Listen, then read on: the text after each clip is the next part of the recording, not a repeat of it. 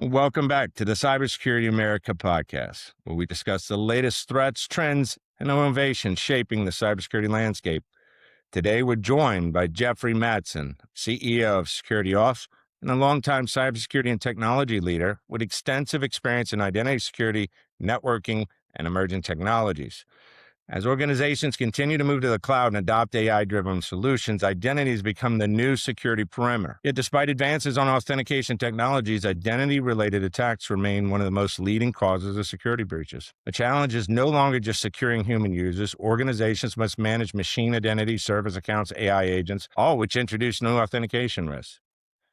In this episode, we hope to explore why authentication failures just continue to drive breaches today, how AI is changing that identity threat landscape, and what practical steps security leaders can take to strengthen access controls and reduce risk. Geoffrey, welcome to Cybersecurity America. It's really great to have you today. Did I miss anything on your background?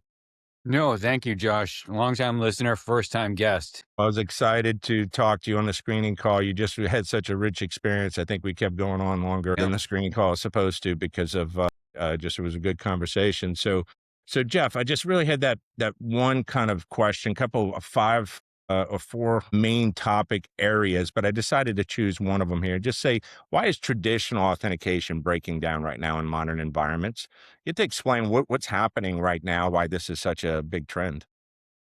Yeah, well, I think, it seems like we just got to the top of the mountain of human-based authentication. We've come up with, with the use of passkey technology tied into biometrics. And, so we've come up with ways that to eliminate passwords using, cryptographic techniques that make sure a human is a human, using things like biometrics.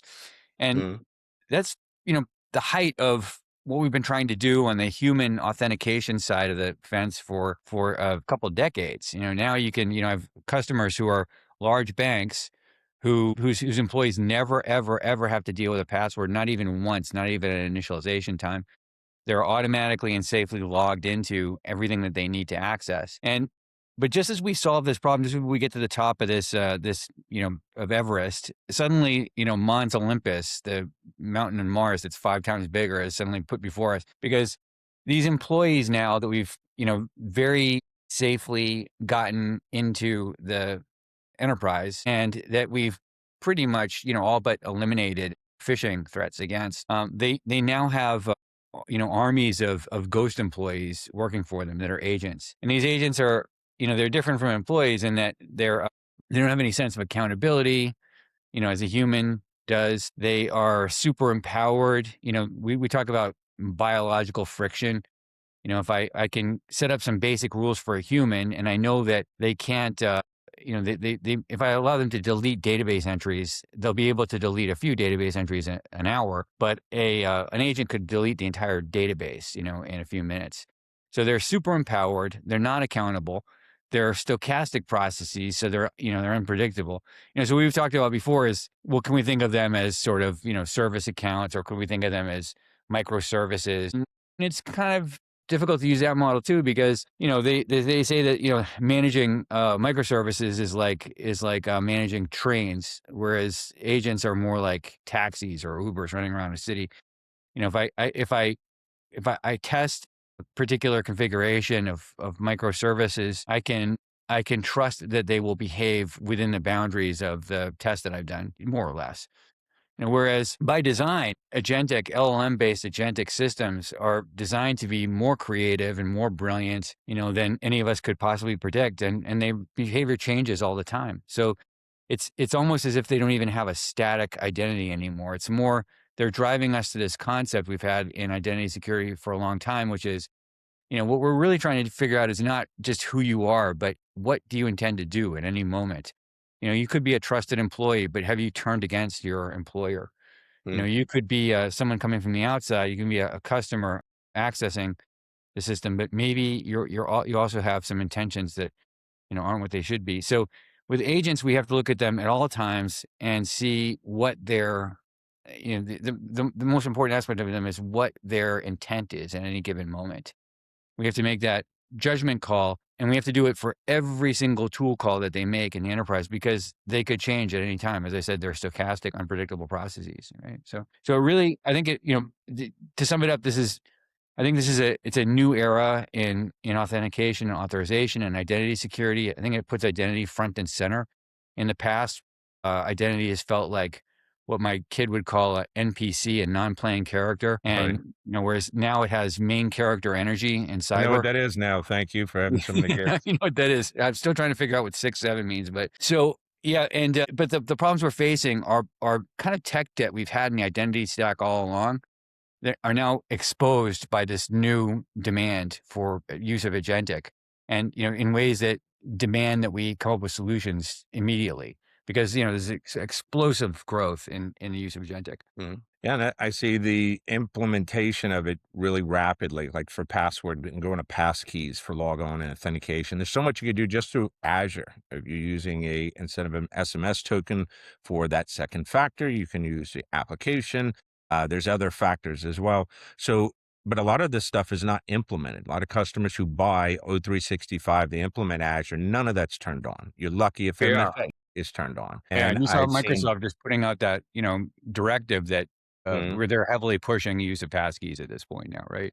As a result Yeah. of, several well-publicized attacks. Anti-phishing-resistant But yeah. solution, right? He's using the passkeys. Now, I use passkeys, I use vaults on the back end. I do find it's a little difficult sometimes when I'm jumping between machines, but it definitely is something you wanna look towards using as a passkey, and if you can implement that in your 365 stack, that's really great to configure it that. May be convenient just to go with the SMS text message, but going app-based is more secure, and then it's even more secure stepping up using passkeys, so. Yeah, 100%. Yeah, the SMS, I mean, we'll still support it, but as a Mm. single factor, it's pretty weak at this point, right? Hey, So I remember this. I don't know if this is still true, but when I was in Australia, I had an office in Australia working for Cofence, and they mhm. told me that in Australia you could change your phone number to a new phone number, and it will come over for 4 hours until you have to verify it. So, like if I walk in, I get a new Ay, phone, ay, I ay. can do it for up to 4 hours. And attackers were doing that in order to get the SMS code for the bank log on, in Yeah. order to do the transaction. The virtual SIM swap. Yeah. Yeah, and but they said there was a law. You can walk into any telecommunications company and get that phone number, and you don't have to prove it's yours. You could just get a phone number and have it ported over for up to 4 hours. It just seemed extremely dangerous. And I don't know if that was just the security guys back then. I doubt it's still that way, but you can see where they want to go to passkeys and other things. So. Where you can see, like, in our country, we have access brokers, and some of them are overlap with, street criminal gangs, and they will Mhm. extort employees at phone stores in the mall in order to get them to do a swim swap. They'll try, bribes, threats, and extortion. And so it's, so SM, so cyber and street crime, you're sort of seeing that merge in some cases. And SMS is one of the first victims of it. Having said that, like I said, as a single factor, it's fine. But, we like to get more factors in there. We also like to get the passkeys. A lot of our big bank customers, they want to own the whole passkey life cycle. So they use private passkeys, right? So it's Yeah, not possible for an private vaults. employee to, divulge any of to be phished away from their Apple passkey or whatever else and have a breach result from that. But so we finally figure like we finally got this long battle where we got that solved. We also think we've come a long way in terms of, customer access and partner access. And as I say, along come these agents and they completely, upset everything or demand, a new type of security that's much tighter, much more tightly controlled. Yeah, it's so hard to get a harness around that as well. So, like you were saying before, when you do serverless connections, it's you expose a function, you're going to get a return. You create an API that just has read only to a database, and you respond back to it. Now it's just this thinking, motivated agent that's in the middle to get stuff done and has access to information and skills that you never intended. You just wanted a basic service function call. Exactly. And then Exactly. definitely you're blending like when my company, we do penetration testing, right? So you can see there's a hardcore pen test aspect to it, but there's a social engineering side of it where you could just use an agent to continuously bang away. And we see some of the same phishing attacks that were happening 20 years ago still working today. It's just Yeah. amazing. So I can see like wire transfer systems when I was in banking, I was in financial services for a while. I could see where you would say this logon system, you has to have passkeys. There's no other way. I just don't know how you would really educate your teams for that, but I think that's really the model moving forward, right? So, Yeah. I mean, what you're seeing is some institutions, they'll use like very long passwords, like 16-digit passwords, and they use VDI too, so the employees have to enter them several times a day. But that's really vulnerable too, because then people write their passwords down, mm, and the help desk aspect of it is another weak point. So yeah, but as I said, when we got to this, so we have a technology that you're right is not as widely deployed as it should be, but we've really gotten to the point of very strong phishing resistance, very strong authentication, and in a way that's low friction for users too. So it really feels like we made this huge breakthrough, and then boom, along comes a new set of requirements that, you know, th- mm. And are you seeing a lot of contracts now making sure that people have certain authentication? I'm seeing that a lot of third-party management programs are really requiring authentication levels above and beyond just an MFA check the box. I mean, is that what you're seeing as well in the market here? yeah, we're seeing, and there's a new set of AI driven regulations coming out as well too that look for they seem to imply a strong fine grained authentication authorization for everything that the agent does. Mm, And this could be interpreted as, as I said, per tool call authorization. So looking at each and every call that an agent makes to a database, to an internal reporting tool, to some other internal or external SaaS service, and making sure that at that moment in time, the agent hasn't gone rogue. This is a new threat vector, right? We know that agents are pretty easy to hack because they're eager to please, and the attack surface is language itself. So you can mm. put as many counter prompts as you want in saying, don't do this, don't do that, internal guardrails. But it's not that difficult to find ways around them, using language itself. But then on top of that, you have the problem we've discussed. I've heard you discussing on the show before, where agents do things that they're just not expected to and are untoward and harmful. Like, Mm. you mentioned that company where someone used a co-pilot, which shall remain anonymous, and it was able to access a list of future layoffs. And that's the kind of thing that, companies like to keep a little bit, confidential until they roll it out. We've seen similar incidents where co-pilots, they piece together information and they figure out which women in the company are pregnant, you know? So they're able to do things. There's this new threat vector, which is, the agent doing its duty, but without this biological frictions slowing it down, it's able to do things that completely unexpected. Or the other thing is sometimes it's a super empowered human. Like the other, I think I mentioned that I had this CISO calling me and saying that one of his this is a very respected financial institution. He said, my new threat vector is coming from the C-suite itself, and it was one of the C-suite members was vibe coding, and vibe coding is you makes you powerful enough to be a little bit dangerous, right? So he's getting consent screens for things like GitHub that he's never really heard of, and just clicking through them. Yes, yes, yes, yes, yes. Let me get on with the project. As a result Open of call that, instances. serious data Yeah. breach. Yeah. Yeah. So, so cursed to live in interesting times. Yeah, it is. It's a whole different dimension. I mean, my degree is computer information systems. I graduated Tulane, right? And so that whole experience was like application architecture. How was I putting business problems together and then writing code and object oriented code to solve these business problems, right? Well, that whole activity is useless now. You could actually talk to AI and give business intent to the model, and it can help develop the frameworks much better than we could, and had multiple Percent. classes of systems analysis and systems design. I don't think you need that anymore because you don't have to write code and systems to do all that. It's Yeah. it's it's really changed things. And then vibe coding really is a different, it's almost like multi-dimensional application development, really. And so it's Yeah. just And it a will think really of new. things that you didn't think of, right? It's a product manager as well as a coder, right? Yeah. Yeah. So, yeah. Yeah. And I'm using a lot of Anthropic and using Cowork and Claude Code and all the different possibilities you can do. But I'm seeing some vulnerabilities, really some incidents occurring from OpenClaw because you have a lot of viruses that are in there. The skills that are in there are malicious, and You have people giving them access to their HubSpot account and to their O365 account. And I had this one instance, we had two agents and I didn't know what they were doing. Neither did the client. So we don't know what Yeah. the logs were really telling us of what they were doing. So we just had to shut them all out for that. So yeah, I could see future breaches are all agent based. And what do you do? How do you grab the memory of an agent, can do digital forensics and incident response on one? It gets a little crazy because what is it? The agents nowadays, they don't have an RBAC model.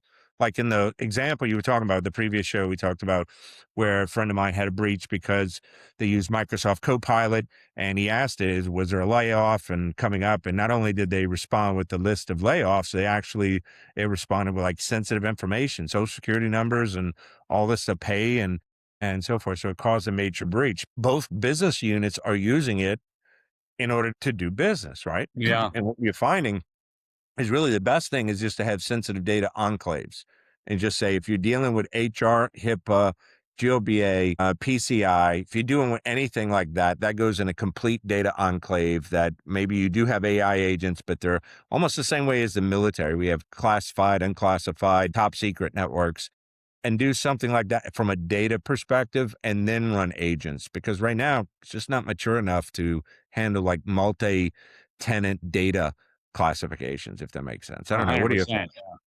Yeah. So what we do is we, you know, have a life cycle for agents that we recommend that, our partners go through, which is, we have a public registry of agents and what guardrails should be put around them. But one way that you can implement this in your own enterprises, we start agents out with, zero external authorization scopes or capabilities. So they can't actually touch anything. And then you give them very narrowly defined. And so you sort of increase them from, from purely isolated and quarantined agents to trustees to finally to production. And then even when they're in production, as I said, they could change at any time, right? So you still have to monitor their intent constantly, monitor their actions constantly, but at least sort of put them in through a life cycle where, where you see if they, how much damage they can do initially before you actually roll them out further than that. And that seems to have worked pretty effectively. Let me ask you this. I'm a Marine, right? I'm used to having individuals, Marines. Those are agents. So in the agent world, do you have a sergeant of agents that would say, hey, I have these 8 or 9 agents that are supposed to sit in this framework and operate. And when they don't, it's my job to go discipline them, figure out what's going on and shut that agent down if it does something I don't like auto contain is on CrowdStrike. If CrowdStrike goes off, thinks something is ransomware, has capabilities of auto quarantining that machine. I don't have to do anything about it. But is there that model where you almost have the sergeant of agents and could go rip one of these agents down in the event that they do not adhere to corporate standards? I think that's a great question, great line of thinking. And, that is one of the reasons that US armed forces and the Marines and others have actually been more effective than some others is the ability to, and the philosophy that we have of delegating authority, and allowing, a sergeant can allow individual troops to give them a broad mission and allow them to try and fulfill that mission. And that needs to be extended to agents as well. And you mentioned this concept of RBAC. Most agents have a human owner, whether they're working as a co-pilot or even as an autonomous agent, there's somebody that's responsible for them. If they, of course, inherit all the privileges of that user, that's extremely dangerous. And that's actually a default pattern. It's an anti-pattern, but it's what people do in a lot of companies right now, because they are able to, agents are given big fat API keys often, and they're able to do all kinds of things to an API. And as I said, they don't have the natural constraints that a human has in how they do things. This concept of saying, okay, you're responsible for this task, agent. Here's the authority I'm going to give you to do that task. It's a subset of my authority. I need to give that to you. I need to delegate that authority. And that agent may have other agents it needs to, sub agents that it needs it to help accomplish that same goal. And it needs to be able to subdivide that authority and pass it down to other agents.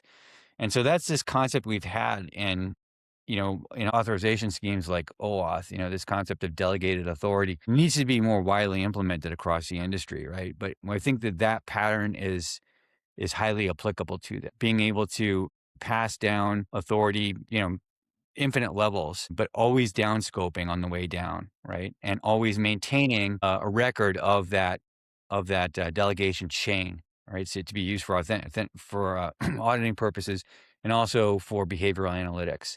And we find that often very much lacking in a lot of enterprises right now. There's a lot of monitoring of token usage and first level activity, but usually there's not a good understanding of delegated authority, and that's to the extent that the authorization providers are working with even support it. So this is another thing I'm talking about, like the tech debt we've had in identity, where the problems that we've kind of known how to solve but haven't really implemented very broadly, they're coming home to roost, right? And so this is why we need top of the line tech stack and identity to solve these problems. Yeah. I tell you, one thing that scares me about this whole AI revolution is the dependency we're going to have built into these applications and systems. We had Anthropic go offline, what, yesterday? I think there was a news article I saw that there was an outage for Claude. Well, what happens when these major AI systems that were designed to make these transactional decisions and output things, and all of a sudden they're gone? And you can't just recreate your own LLM. I mean, what are you going to do? You rely on these cloud services and these models like that. I don't Yeah, know. I could see disaster recovery is not really thought out very well from an AI management perspective. 100%. You see this sort of there's a lot of routing, that happens Mhm. sort of save costs and as a basic form of resilience. But that sort of DR level of, the telco utility level resilience is not even something that's being thought of. I think that's like we're in the stage of AI models where it's so exciting. The frontier is moving so quickly, and the way we can implement agents is moving so quickly that the basic aspects of it, like security and like resilience, are things that just are not getting paid attention to as much as they will in the future, probably. But you can go to AI conferences or agentic conferences, and you hear all kinds of incredible talks and see all kinds of incredible technology. But you can go to somewhere there's not a whisper about security, right? And not to mention things like disaster recovery and other boring subjects like that. So I think Which that's is what just this. I kind of focus on is the disaster part of this as an incident responder, right? I have an AI services package that I deliver, but a lot of it is focused about the security of it. How do you manage it, move it forward, and so forth. A lot of these ideas that are like, I can really do this and streamline this without a real strategic plan on how to put all that together. You're just going to waste thousands of dollars in buying AI tools and different things. It really is an AI bubble that's happening right now, very similar to the .com. I see it's happening with AI. I've seen dozens of AI companies go out of business. They just can't get the market share that they need as part of it. And there's going to be some mass consolidation. So that's why I like, even from an investment perspective, there's AI ETFs that you get ETFs. It's 500 different AI companies because a bunch of them are going to kind of go out. Well, you can't, that's great from an investment perspective, but it's not great from a company perspective on what am I going to invest on my stack and my tech and how do I move forward and what am I going to do? And the one word you're hearing from almost every customer is, I don't know where to start with AI. I don't know what to start. And obviously you want to start and do a inventory of the data that you have in the applications and look for the opportunities of automation that fits certain criteria. Hey, here's some automation opportunities based on your technology stack. But repeatedly, I don't know where to start. And the executives, I heard a couple of them say this is, in the past, we used to say, hey, we go start a program. I would grab 2 or 3 people and I would assign it to them locally. And I would say, all right, Bob, Steve, you, Sally, the 3 of y'all, I want you to build a program to do this. I want you to meet so often, blah, blah, blah. None of them can do that with AI. Everyone's just a deer in the headlight for doing that. So what we find is really putting a retainer together where there's a program. You're meeting once a month. You're bringing SMEs to them. You're paying for it, but you know that the program will drive forward whether that executive is there or not. They just have to chair it. They have to give their authority to it. They have to be there for the quarterlies to hear what we're doing with it. But actually outsourcing that almost like a white label AI service for them. But I don't know. What are you hearing? I hear a lot of companies are looking to just, can somebody drive this for me that knows what they're doing? Because this learning curve is too steep. I mean, what are your thoughts? Yeah, what I'm seeing is, we have customers who are sort of getting squeezed from above and below. So they have these board level directives to, bring in more AI technology, to do it to increase efficiency and competitiveness. And there's, often they're left, having to deal with the cost issue and the security issue, which hasn't really been thought through properly. And then they're also at the same time, they're getting it bottoms up demands. They have employees that are saying, from my cold dead hand, will you pry my agent? If I can't use this agent in my enterprise environment, I'm going to go find a job elsewhere. And as I said, this really accelerated in the past 6 months, I'd say, when people became aware of the big leap in some of the capabilities of the foundational models, as well as you mentioned OpenClaw really, captured public imagination, right? And I think that the secret to OpenClaw is it was so fun, it was so powerful, it was so cool because they just completely eliminated all the safety guardrails and said, it can do whatever Sure, it sure. pleases. And I actually kind of like that approach. I think that we need to separate concerns where we have, brilliant, creative, agent builders do whatever they need to and have a completely separate layer that's protecting that agent or that agentic swarm or whatever else from the resources that it could damage, right? So having completely separate security stack rather than trying to bake it into, agentic. And so, what we're seeing is from this both this top down and bottoms up, we're seeing a need to kind of put that layer in, put a security buffer in that will protect resources from agentic. But I It's know like exactly what you're talking about. I've seen for quite a while there was this hesitation saying we don't want to bring in agentic or bring in AI too quickly because it's changing so fast. It's so dynamic. Something we implement today could be, obsoleted by something that's released by the model makers next week. And I think that's still a concern, but I think there's such overwhelming demand from above and below at this point that it's coming anyway, right? There's no way to stop it. As I mentioned, the CISO is complaining about, their C-suite, vibe coding on them, right? And, you know, the other key employees and board members, and they don't want to be the Luddite Dr. No of the organization, right? Nobody wants to be the anti-AI guy, right? So yeah. Nobody wants to be a business case. Like if you remember, the IBM chairman was saying that nobody would have a need for a personal computer, maybe in some big university or something like that, but nobody's going to, they completely missed the PC revolution. I had the same thing when I was in banking. I had a CIO, very old school, mainframe based, and he allocated a little bit of money to allow us to do online banking. And he was like, nobody's ever going to do this crap, online banking. And we're investing in more branches because people want to go in branches. And he spent like $50 million building branches throughout the South, only to collapse and close them 4 or 5 years later and sell them off. And the online banking system is struggling to try and upgrade. So completely missed the vision of online banking. Here's a CIO of a multi-billion-dollar company and had the board invest in the complete wrong direction. And so online banking exploded.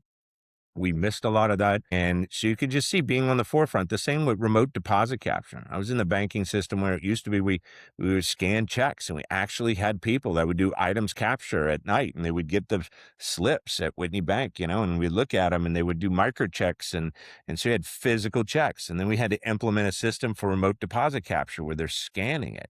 And people could not get out of their brain that there's no one to look at the check anymore. The check department was like, we need to hire 2 more fraud detectors for the next year. Like, I don't think you realize there is no more fraud detectors. It's all scanned. It gets done on the back end.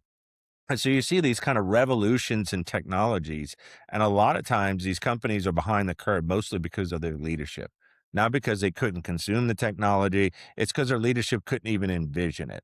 They were just so closed-minded about the possibility of it that they wanted to bury their head in the sand about it.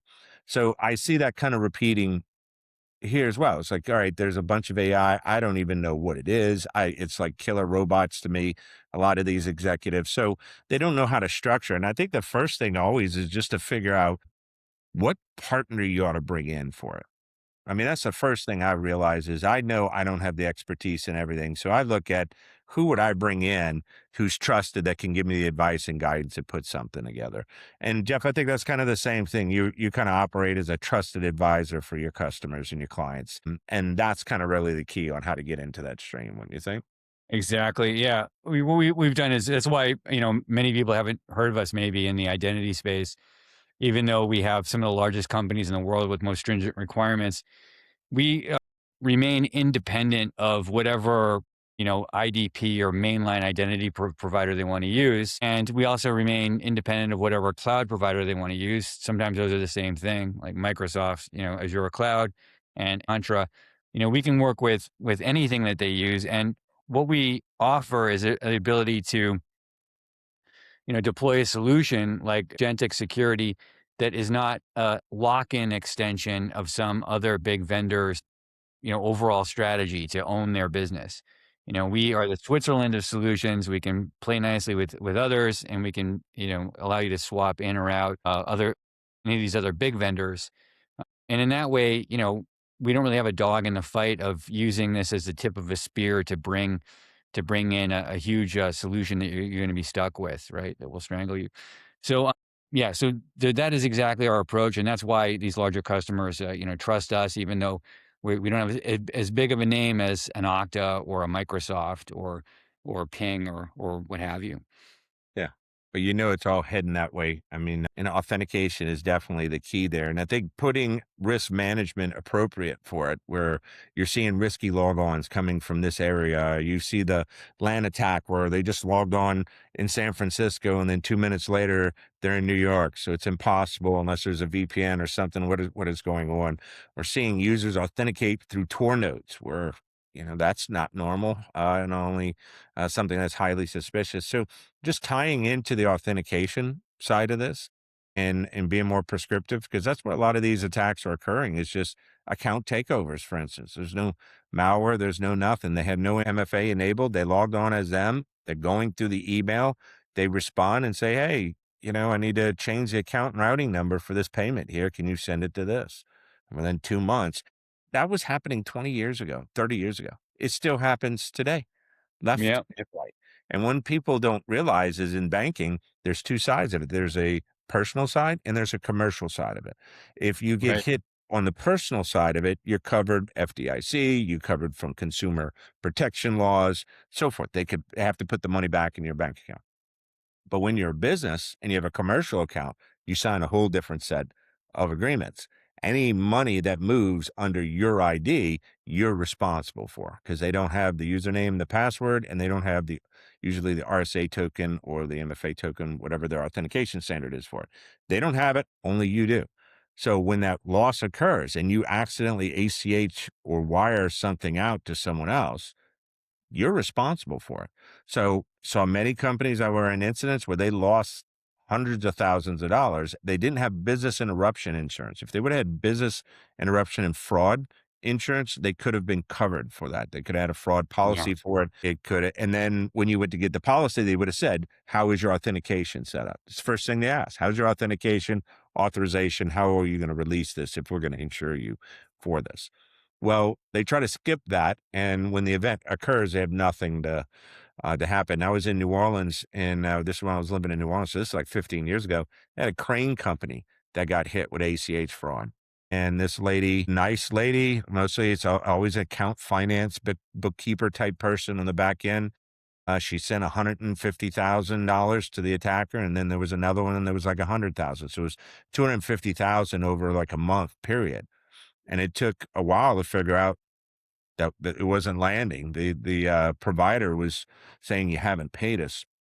And that company went out of business. 15 people lost their job over that because they didn't have interruption insurance. She essentially gave away the entire operating fee to these people in China.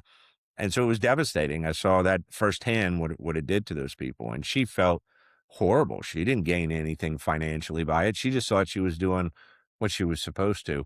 And so for those type of people, I like to understand what's the best authentication, even though they're dealing with this kind of stuff. What's the best authentication for? Something that's non-intrusive, always popping up, but high resistance to anti-phishing, because that's the people who are being phished right there. And so you just kind of have to take a look of who's moving money, who's got access to sensitive system, and you have to have some step up authentication that kind of drives that. So that's why I like where you're focused on that, the person, right? Yeah, I think you mentioned in smaller companies that can put a company out of business. And in larger companies, I've seen careers ruined by that, and it's really, unfair, but, that happens. And I think we're gonna see more of that with agentic, as you start to trust these agents to do more, tasks like, transferring money, they're going to start being susceptible to making mistakes, either because they're compromised. Socially engineering a human's one thing. As I said, socially engineering an agent, if you can get access to the LLM, it's really not that difficult, right? Yeah. So what we do is basically we have customers that use an open banking standard and, FAPI. And what those allow is a guaranteed way to make sure that when, customers try and access a bank and do transactions, the every transaction goes through a strict authorization process. And there's auditing in the background as well. That same technology, if we bring that to agentic, we can make sure that every action the agent takes is copacetic, is acceptable, is within policy, and make sure that it's not doing, 100 of these transactions an hour or whatever. So, putting safe guardrails not in the agent, but around the agent, between the agent and these systems that where it can do what the account takeover can do with humans. We think that's fundamentally important if you want an agent to be able to do anything, anything that is financially related. Yeah. And I think that is the key, especially if you give it access to all your bank account, and you say, Oh yeah, here's my bank account, here's QuickBooks, just having the control over that agent and what it can do always gets kind of scary. I could tell you one. This was about a year ago. I was interviewing for a CISO position for this big university. Right, it was real hmm interesting. It came out of the blue, but I asked just Chat GPT. I said, "Tell me what you know about this university. What's its security controls?" Because I wanted him to say it had CrowdStrike, and then I would come from that angle in the interview that my experience with CrowdStrike, blah, blah, blah. And I asked OpenAI, and it told me the entire stack, what IDS they use, what they use on the desktop, logon IDs for VPN. And the reason why is that they had all that on their website. It's just helpful in documents for customer support. Well, I never would have found them because I wouldn't have been searching that deep on the website looking for those things. But the AI model went right through the website, knew exactly, told me it was a Fortinet firewall. Here's the logo for the Fortinet firewall because it was on some customer support document on SharePoint that the yeah, website was plugged into. Well, that kind of helpfulness was perfect targeting, right? We were really surprised. I knew the entire security stack. When I told them how, they went and checked it out themselves and were floored. So they knew they had to clean up, move some of these documents. I see that happening as well. AI agents having access to data they shouldn't. And now, how do you get it to forget that? Right? I mean, yeah, how do you get it to say that, you're not supposed to know that? Remember, in the court of law, they would come up and they would say, "We need to strike that from the record." Yeah, but 12 people just heard it. You're not striking it from the 12 people that yeah. just It's heard too that. late. It's too It's late just when that everybody happens. else doesn't get to see it in the transcript because you just said strict it, strict it. Yeah, restrict it from the record, right? Well, Yeah, it's almost the same thing with AI. How do you get into the back of that and say, I want you to only have current information. Anything that's older than that, I want you to start forgetting. I want you to start pulling this offline. I mean, I think there's ways. How are you going to manage the full life cycle of AI and the data related to it? That gets a little scary sometimes, right? yeah, yeah, yeah. And I think, as you said, you need to be very, very specific and intentional about what data it has access to. And you need to Mhm. kind of think about how that data could be used or misused or aggregated, and think about it in ways that you haven't done with humans. Like I said, and we find the best way to do that is to observe the behavior of the agent over a period of time and then, deploy the rules as part of that. So start with Yeah. visibility, discover agents, register them, and then look at their actual behavior, and then look at patterns that are acceptable and put in very strict rules to be applied, for every transaction that agent tries to undertake. That's the only safe way to do it right now. And I think the difference is when you look at an insider threat from an agent versus an insider threat from an employee. The intent factor is different, you would think, right? The agent doesn't have evil intent or malicious intent, you would think. It has good intent. It's always trying to be helpful. However, there may be something behind it or somebody behind it. Or from a insider threat, you're going, okay, did we do a background check on this person before we hired them? You're looking at were they morally compromised? in this position. So it does seem that while you look at the same things, like for an agent, I would start off with visibility, like logging. Activity logged, where is it saved? Where is it correlated? And how do I get to it? If I can't do that for an agent, then I have a serious problem. Same thing for a user. If I can't track a user and all these audits that come up, if I can't track the activity of a user from log on to log off and what applications they used, I'm in trouble again. Right. And then I see some of these companies using these agents and onboarding them to HR. Like their UltiPro system has them on as employees and they're subordinates to managers. And so all the authentication authorization, like, does your agent still need this access? So it seems that those models, that GRC type function, do you still need this level access? They just roll that onto the agents as well. And then now you're having to attest for it. I can tell you one time when I was at Wells Fargo, I got handed a list of the access that all 27 of my people on my team had access to. And it was the most cryptic thing. It could have come from an alien ship because it was just mainframe groups that just went, that you had no idea what that meant. What did it say? And the process to go, what is that security access for? It was so difficult, nobody really knew. So they would just stamp the access, and this is a long time ago, right? Just stamp the access. I just find those access reviews, if you're not doing those agentically, it's like somebody is looking at them, they're reaching out. Hey, I noticed your agent reached out at midnight and did this. Is that normal? I just think you have to have that kind of accountability. And it's like agent on agent that you have to do. And I don't know. How do you kind of implement that? I see is going to be kind of in the future. I don't know. I'm getting Well, no, and definitely, absolutely. Our customers have asked us for that, for an org chart that has agents within the org chart, and we already do that. happening. Yeah. Yeah. But the hard part about that sometimes is actually getting their human org chart, right? As you know, right? Mhm. But adding the agents is fine. The issue is, though, we need to think about the privileges we give them as in a different way from what we do for humans. So that's where that model falls down a little bit. It's kind of nice to think of them as being under the purview of a human and sort of as a sub organization of the human, and the agents themselves have suborgs. That's all fine, just as long as you don't grant their scopes as broadly as you would a human. Knowing that, as I mentioned, they're super empowered. They're not accountable. They're unpredictable. We, as humans, are still trying to learn how to work with the unpredictable, stochastic nature of these systems. So, I love the model of the agentic organization, but I just don't like the primitive old human-based RBAC approach to it. If that makes sense. It does. It makes a whole lot of sense.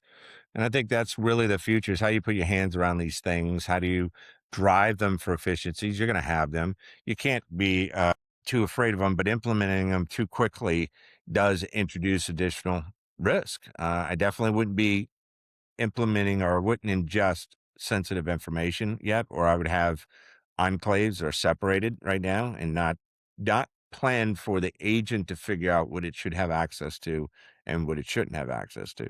That it really needs to be almost like the military. You have classified each of these different levels of classification in the military for NIPRNet and SIPRNet and so forth are really based on what's the impact if that information was to get out.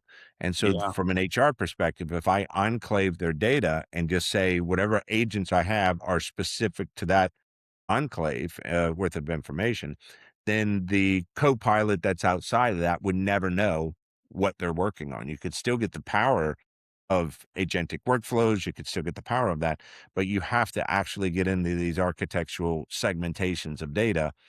And then what happens on later? They go, hey, well, we want to connect this enclave of data with this one. Well, now you're back into complexity and so forth. So it's going to start to build, and I really worry about what happens when these systems go offline.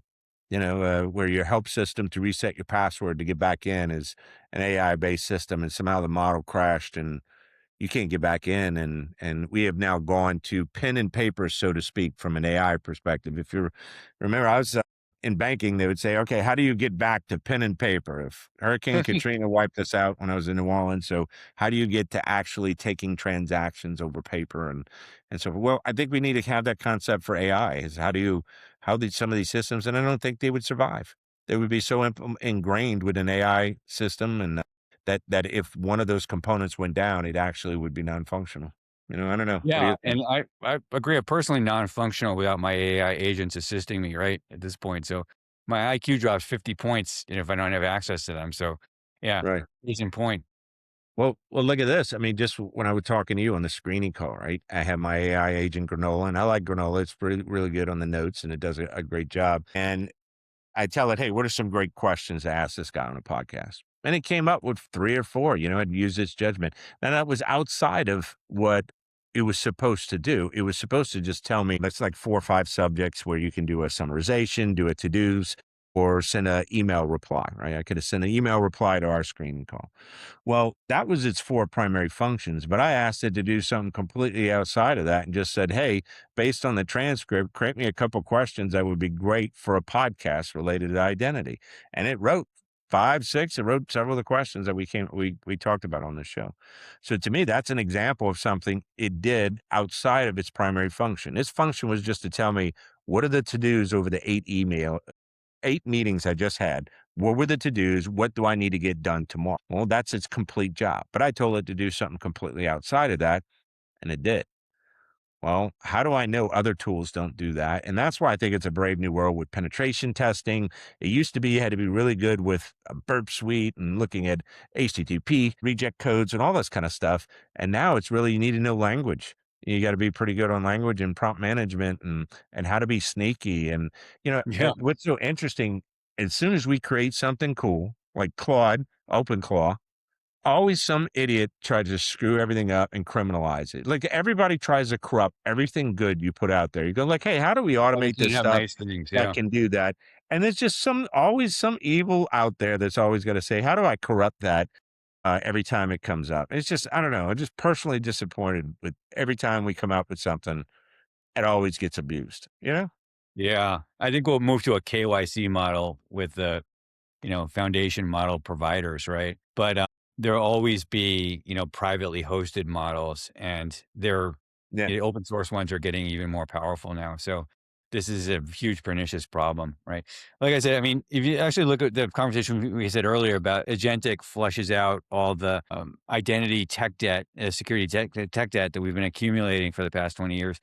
You can look at it more broadly in cyber as well. Basically, it's like agentic now flushes out all the tech debt we've had in cyber, right? So if there's a weakness, it will be exploited. If you used to be able to have some language skills to phish people properly, now you can outsource that to an agent, right? You can do videos. We talked about these phishing attacks. So yeah, we as an industry need to up our game. It's a great challenging time, but I think one thing that's interesting here is I think this also I mentioned that identity is now the center point of cyber. It feels like an agentic, but I also think that cyber itself, some of the silos are collapsing as a result of this. So if you look at detection and response, I know you've done a lot of incident response. We see in the past there's been these discrete areas like endpoint detection and response, EDR, network detection and response. Now for agent detection and response, we think that that is really closely related, almost indistinguishable from risk management for agents. What I mean by that is we need to authenticate and authorize every single action that the agent takes. And part of that is looking at a policy saying, is it okay for this agent to access this part of GitHub? But the other part is the risk based, where we say, is this agent behaving in a strange way? And if they are, that risk score should cause us to be part of our decision to allow them to either block the access, allow the access, or step up, have the owner of the agent get involved. And it's a very fine line between going from that risk management to saying this agent has been compromised, right? Which is essentially detection. So I think the areas like identity risk management and detection that have been separated in the past are merging. So we offer as part of this product this agentic agent detection and response. We see some of the some of the larger identity vendors, for instance, they say, well, that's not our lane. We don't do detection and response. We see the detection vendor is saying we don't do identity, right? I mean, they're making some moves in that way, but they're not comfortable in doing that. So being a little bit more nimble than some of them, being a little bit smaller, allows us to, get there more quickly. This collapse of the maybe artificial silos between different parts of cyber. Does that make sense? Yeah, it absolutely does. I mean, so it's like a re-siloing of things where those traditional silos, where there was just this big stack of things that you had to have at different layers, the layers are collapsing in many ways. It's Yeah. almost like the in-tiered application. We had the front-end web application, then you had an app server, and then you had a database on the back end. Well, what was the app server's job? Business logic. You were supposed to Right. write all your business logic on the app server, presentation layers all on the web server, and then you did storage and everything on the database server in the back end. But it's like the app server and the presentation and the data level all combine now into a front end prompt in which you're kind of defining business language differently. I see model poisoning as well. What if you had some documents ingested that said something contrary to the security protocols for it? Would it ingested that in the back end, and now you have some backdoor thing. So it definitely seems to be a brave world. I so really appreciate having you here on the show, Jeff. It's been fascinating. We're running out of time now, but where can we learn more about you, your company, and what y'all have going on right now? Yeah, if you can check out SecureAuth.com, our website, and see what we offer. We also, as part of that, you can look at our agentic trust registry. You can see what levels of inherent trust the agents that you're running in your environment have, and we also suggest ways to mitigate any of the threats associated with them. Uh, or you could, deploy a solution like ours and be all set. So yeah, please check out our website and feel free to reach out to me either through that means or on LinkedIn anytime. I'm happy to talk about agentic security in any form. That's awesome. Okay. Well, that's great, Greg. And of course, I need everybody to hit that like, that subscribe button to the show. And please check out our sponsor, Dark Stack 7 Cybersecurity Services. And I'll talk to you soon. Stay secure. Thanks for listening to this episode of Cybersecurity America